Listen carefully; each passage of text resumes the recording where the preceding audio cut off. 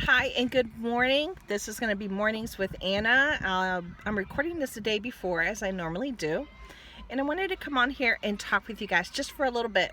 Now, I did share a Dollar Tree haul yesterday, on Friday, so you'll be seeing this on Sunday.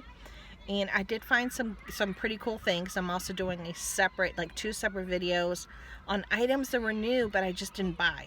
So it's just like a bunch of pictures, so you guys don't miss out on seeing that. And I do have some of the new things I'll be sharing with you guys as well. But I wanted to come on here to talk about something just a little bit different today. Just a little different. So a lot of things have been happening, of course, in my life in the background I just don't necessarily talk about. And I find myself juggling a lot of things at one time. And we as women and as parents and as multitaskers and as people who always want to help others, volunteering, going above and beyond, or pushing ourselves above and beyond when we have nothing else to give. I wanted to give you guys a gentle reminder that it's really, really important that you stop, think, and replenish yourself. Replenishing yourself spiritually, reconnecting with the higher power, and then moving on with your day to do all the other things that you have to do. Oftentimes that gets pushed into the back when it should be pushed to the front. The first thing that you do before you do anything else. I know there's folks that have shared that they get up early in the morning so they have some quiet time when they have a full house, they have children, they have husbands or partners, girlfriends or boyfriends, and the only way to find that little bit of quiet time is to get up before anybody else has a chance to get up so they can meditate and read the word and do some type of Bible study online, or even on some books you may have found, going through the bookstores or the thrift stores. And oftentimes we try to memorize something, give ourselves a 1 or 2 week goal to memorize, a section, something that's hit home, something that you feel is important that you remember. Now, I will admit that my routine has changed. I used to not step a foot off my bed. I would just sit on the side of the bed and I would immediately pray before I would even allow myself to step a foot on the floor. And that was like a mental thing for me to do, that I was like, okay, I have to do this before I even step foot to start my day. Let me thank God for giving me this day, and how important it is to realize and to acknowledge that these days that we have are not promised, not to anyone. So we have to really counterbalance ourselves with the real world and ourselves and our spirituality, because our spirituality actually balances out. It gives us intuition, insight, stamina. It gives us that strength when we're weak. And when we sidestep that, it's really hurting us. We're hurting ourselves.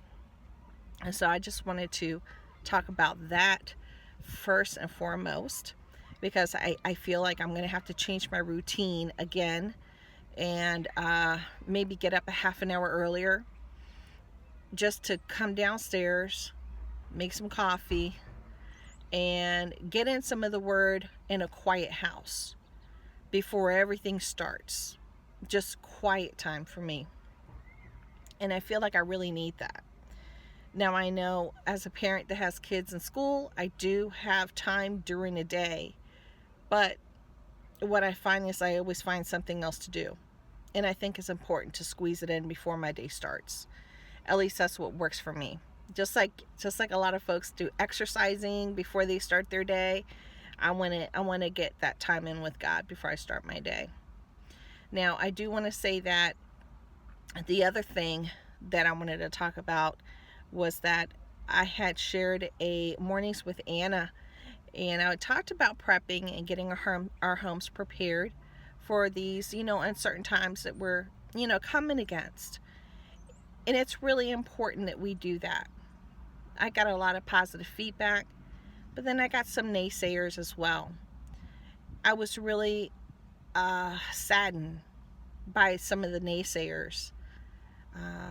Someone said, "Why are you talking about the news? Bad news, bad news." I'm like, I never really talk about the news. I'm not a talking person that does talks every single day. But when I do talk about things, it's because I feel it's important.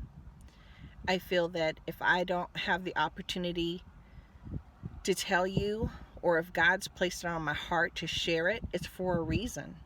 It's for a reason. And I'm sharing it for a reason.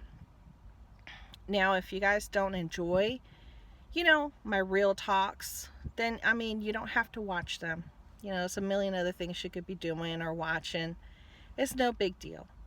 But to sit there and take the time to say something other than a positive, kind, encouraging word, you really need to look into yourselves and maybe reach out within yourself to figure out what's wrong with you, because there's something wrong with you when you take the time to do that.